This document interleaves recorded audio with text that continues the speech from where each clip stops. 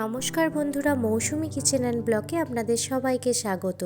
আজ আমি শেয়ার করব শীতের অন্যতম দুটি সবজি, যেগুলি সুন্দর এবং সবুজে ভরা, ব্রকলি আর মটরশুঁটি। আজ ব্রকলি আর এই মটরশুঁটি দিয়ে বানাবো একটি অভিনব সিম্পল রেসিপি। মাত্র কয়েক মিনিটেই খুব কম তেল মশলা দিয়ে সামান্য তেলে রেসিপিটি বানানো যায়।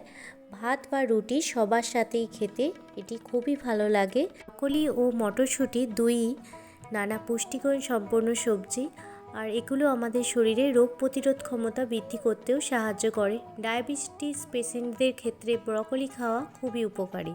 ফুলকপি খেতে খেতে যদি একঘেয়েমি ভাব লাগে, তাহলে আপনারা এই রেসিপিটা অবশ্যই ট্রাই করবেন। আশা করছি আপনাদের খুব ভালো লাগবে। তাহলে চলুন বন্ধুরা, সবুজ ফুলকপি বা ব্রকলি কিভাবে বানানো যায় চলুন দেখে নেওয়া যাক। প্রথমেই দেখুন বন্ধুরা, আমি কড়াই নিয়ে নিয়েছি আর কড়াইতে পরিমাণ মতো জল নিয়ে নিলাম। এরপর ওই জলেতে 1 চামচ হলুদ দিয়ে দিলাম আর 1 চামচ লবণ দিয়ে দিলাম। এরপর ছোট ছোট করে কেটে রাখা ব্রকলিগুলো দিয়ে দিচ্ছি। আমি এখানে ছোট সাইজের ব্রকলি নিয়ে নিয়েছি। আপনারা চেষ্টা করবেন যেদিন ব্রকলিটা আপনারা বাজার থেকে নিয়ে আসবেন সেদিনই বানানোর। দেখুন ব্রকলিগুলো আমি ভাপিয়ে নিয়েছি। এরপর ওই কড়াইতেই সর্ষের তেল দিয়ে দিচ্ছি, আর আমি সামান্য পরিমাণে সর্ষের তেল দিয়েছি। এরপর দেখুন তেজপাতা, শুকনো লঙ্কা, দারুচিনি, এলাচ আর গোটা জিরে দিয়ে দিলাম। এরপর ডুমো ডুমো করে কেটে রাখা আলুগুলো দিয়ে দিলাম।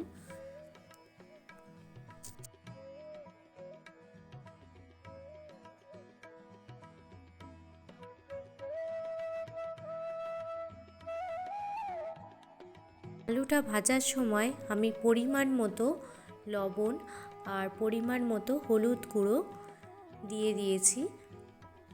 আলুটা সামান্য ভাজা হয়ে গেলে আমি দেখুন মটরশুঁটি ছাড়িয়ে রেখেছি, সেটাও দিয়ে দিলাম।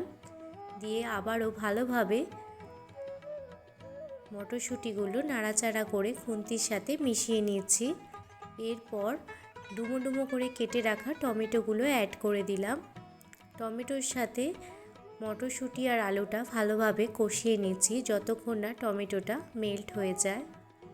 আর দুটো কাঁচা লঙ্কা এই সময় আমি অ্যাড করে দিয়েছি। ঝালটা আপনারা আপনাদের স্বাদ মতো দেবেন। এরপর ভাপিয়ে রাখা ব্রকলিগুলোও দিয়ে দিলাম। দিয়ে সব মশলাগুলো একই সাথে কষিয়ে নেব। আপনারা দেখেছেনই হয়তো, আমি হলুদটা কিন্তু খুবই সামান্য পরিমাণে ব্যবহার করেছি। সবুজ শাকসবজির ক্ষেত্রে হলুদটা আপনারা খুবই সামান্য পরিমাণে ব্যবহার করবেন, তাতে দেখতেও ভালো লাগবে আর খেতেও ভালো লাগবে। টমেটো ভালোভাবে মেল্ট হয়ে গেলে 1 চামচ আদা বাটা আমি এতে দিয়ে দিলাম। দিয়ে আবারও ভালোভাবে মশলাগুলো একই সাথে কষিয়ে নেব।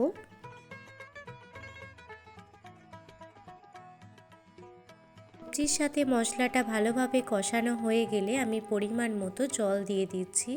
জলটাও আপনারা আপনাদের পরিমাণ মতো দেবেন। আমাদের বাড়িতে সবাই একটু সবজিটা মাখা মাখা খেতে ভালোবাসে, তো সেই জন্য জলটা আমি একটু বেশি দিলাম। এরপর আমি 5 মিনিট মতো ঢাকা দিয়ে রেখে দেব, সবজিটা যাতে ভালোভাবে সিদ্ধ হয়ে যায়। 5 মিনিট পর দেখুন সবজিটা রেডি হয়ে গেছে। আর নামানোর আগে আমি গরম মশলার গুঁড়ো দিয়ে দিচ্ছি। আর গরম মশলার মধ্যে আছে দারুচিনি, লবঙ্গ, এলাচ আর শুকনো লঙ্কা ড্রাই রোস্ট করে মিক্সিতে আমি গুঁড়িয়ে নিয়েছি। আর ওপর থেকে ধনেপাতা ছড়িয়ে দিচ্ছি। আর ধনেপাতা না দিলে যেন মনে হয় সবজি রান্নাটা সম্পূর্ণ হলো না, তো সেই জন্য একদম শেষে আমি ধনেপাতা অ্যাড করে দিলাম। চলুন আমি এটা সার্ভ করে দিই এবার। তো আজ ব্রকলি, মটরশুঁটি, আলু দিয়ে সবজিটা আপনাদের কেমন লাগলো আমাকে অবশ্যই কমেন্ট করে জানাবেন।